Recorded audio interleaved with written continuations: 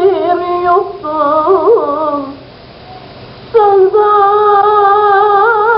şuladan yanım, vallahi bir ahıl be yoktur aman, garip aman.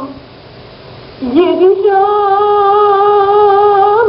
imsada, vallahi bu dert beni harap etti.